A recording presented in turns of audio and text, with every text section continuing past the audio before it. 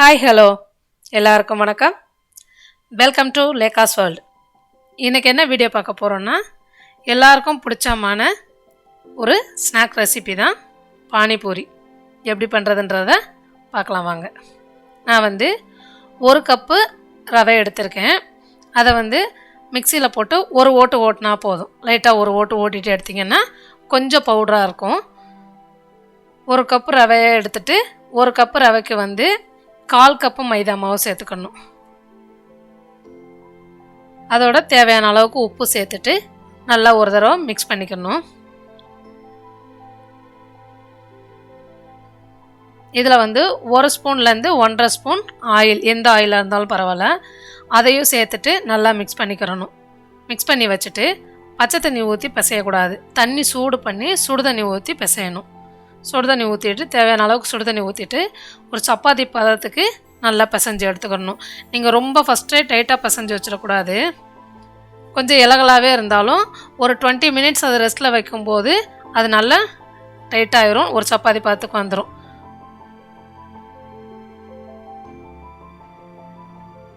நல்லா பிசைஞ்சிட்டு இதை மூடி ஒரு 20 நிமிஷம் வச்சுட்டு இதுக்கு தேவையான சட்னி எல்லாம் ரெடி பண்ணிக்கலாம். First sweet chutney. அதுக்கு ஒரு எலுமிச்சை சைஸு புளி எடுத்துட்டு ஒரு பீஸ் முழு வெல்லமும் ஒரு 1/2 பீஸும் சேர்த்து கொதிக்கிற தண்ணியில் போட்டு ஒரு 5 நிமிஷம் நல்லா கொதிக்க வச்சிட்டோன்னா நல்லா வெந்திருக்கும். இந்த அளவுக்கு வெந்திருக்கையில் இதை எடுத்துட்டு அந்த புளியோட பச்சை ஸ்மெல் போயிருக்கணும். அந்த அளவுக்கு கொதிக்க வச்சுட்டு எடுத்து ஃபில்டரில் போட்டு நல்லா ஃபில்ட்ரு பண்ணி எடுத்துடணும். ஆனால் எடுக்கும்போது உங்களுக்கு வெறும் தண்ணி வராது, அது சக்கை ஜாஸ்தியாக இருக்கும். நீங்கள் நல்லா ஸ்பூன் வச்சு மசிச்சு எடுக்கணும். அப்போ தான் அதில் இருக்க சாரெல்லாம் இறங்கும். நல்லா ப்ரெஸ் பண்ணி எடுத்திங்கன்னா இந்த அளவுக்கு இருக்கும். இவ்வளோ தண்ணியாக இருக்கேன்னு நினைக்க வேண்டாம், கொஞ்சம் நேரம் ஆகும், திக்காகிடும். அடுத்து புதினா தண்ணி எப்படி ரெடி பண்ணுறதுன்னு பார்க்கலாம். ஒரு கை புதினா எடுத்துக்கோங்க, ஒரு கைப்பிடி கொத்தமல்லி, ரெண்டையும் சேர்த்துட்டு எவ்வளோ காரம் தேவையோ அந்த அளவுக்கு பச்சை மிளகா. நான் 2 பச்சை மிளகா சேர்த்துருக்கேன். போட்டு மிக்சியில் நல்லா அடித்து எடுத்துட்டு நமக்கு எவ்வளோ தண்ணி தேவையோ சேர்த்துக்கலாம். அதை ஃபில்ட்ரு பண்ணி எடுத்துடணும். ஃபஸ்ட்டு ஃபில்ட்ரு பண்ணி எடுத்துட்டு எவ்வளோ தண்ணி தேவையோ அவ்வளோ தண்ணி சேர்த்துக்கலாம். தேவையான அளவு அதில் உப்பு சேர்த்து அதையும் ரெடி பண்ணி வச்சிடணும்.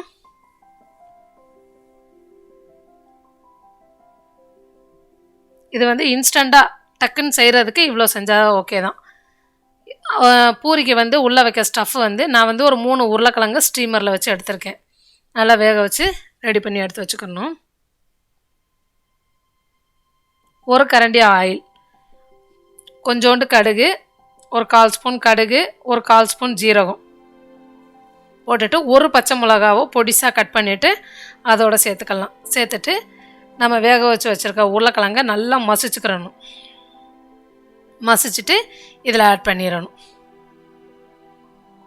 ஆட் பண்ணிவிட்டு அதில் கொஞ்சம் பெருசு பீஸாக இருக்கும் இல்லையா, அது எல்லாத்தையுமே நல்லா ஒரு 2 நிமிஷம் அடுப்பில் வச்சு நல்லா கரண்டி வச்சு மசிச்சு விட்டுட்டு தேவையான அளவுக்கு ஒரு பிஞ்ச் ஆஃப் மஞ்சத்தூளும் கொஞ்சோண்டு சாட் மசாலாவும் இத்தனோண்டு போட்டு ரெண்டையும் நல்லா போட்டு நல்லா மிக்ஸ் பண்ணி ரெடி பண்ணி வச்சுக்கிறணும்.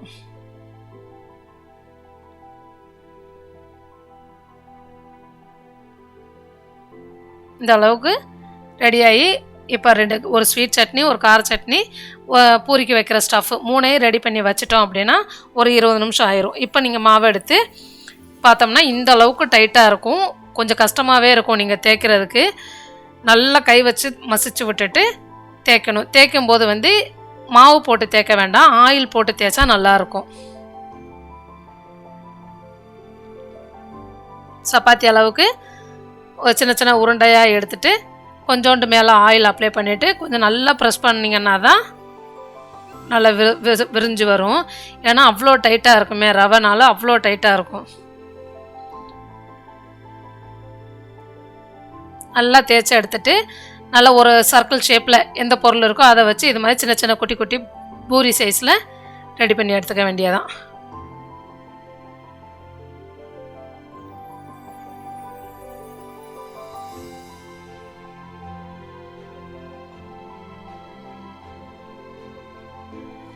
நல்லா எண்ணெய் காஞ்சிருக்கணும். ஆனால் ஸ்லோ ஃப்ளேமில் இருக்கணும், ஹை ஃப்ளேமில் வைக்கக்கூடாது. ரொம்ப நேரம் இது வந்து போட்டு முருக விடணும். அப்போ தான் வந்து பூரி வந்து பொறுன்னு இருக்கும். நம்ம போட்டுட்டு டக்குன்னு உப்பிருச்சு பூரி மாதிரி நினச்சிட்டு எடுத்துட்டோம் அப்படின்னா சீக்கிரமாக சதன்னு ஆகிடும். அதனால் நல்லா ஸ்லோ ஃப்ளேம்லேயே வச்சு நம்ம கட் பண்ணி வச்சுருக்க எல்லா பூரியும் போட்டு லைட்டாக கரண்டி வச்சு இப்படியே அமுத்தி விட்டிங்கன்னா நல்லா பொங்கி பெருசாக நல்லா பால் மாதிரி வரும். இந்த அளவுக்கு நல்லா கலர் சேஞ்ச் ஆகிற அளவுக்கு ஸ்லோ ஃப்ளேமில் வச்சு பூரியை ப்ரிப்பேர் பண்ணி எடுத்துக்க வேண்டியதான். பூரி ரெடி, மசாலா ரெடி, சட்னி கார சட்னி புதினா தண்ணி ரெடி, ஸ்வீட் சட்னி எல்லாம் ரெடி பண்ணி வச்சுட்டு இப்போ பூரி எடுத்து நீங்கள் நார்மலாக ஒரு ஹோல் போட்டு சர்வ் பண்ண வேண்டியதான். நான் ஒரு டைம் கடையில் இதை வந்து ரெடிமேடாக வாங்கினேன், வெறும் பூரி மட்டும் வாங்கி ட்ரை பண்ணுவோம்னு. ஆனால் அந்த பூரி ஆயிலில் போட்டு பொரிச்சிட்டு சாப்பிடும்போது நாக்கு வெந்த மாதிரி ஆயிடுச்சு. அந்த அளவுக்கெல்லாம் இல்லாமல் நாமளே வீட்டிலே ரெடி பண்ணி குழந்தைங்களுக்கோ பெரியவங்களுக்கோ எல்லாருமே இதை வந்து விரும்பி சாப்பிட்றது தான். ஸோ நாமளே வீட்டில் ரெடி பண்ணி கொடுக்கலாம். ட்ரை பண்ணி பாருங்கள். ட்ரை பண்ணி பார்த்துட்டு உங்களோட பதில்களை எனக்கு கமெண்டில் சொல்லுங்கள். வீடியோ பிடிச்சிருந்தால் லைக் பண்ணுங்கள், ஷேர் பண்ணுங்கள், சப்ஸ்கிரைப் பண்ணுங்கள். தேங்க்யூ.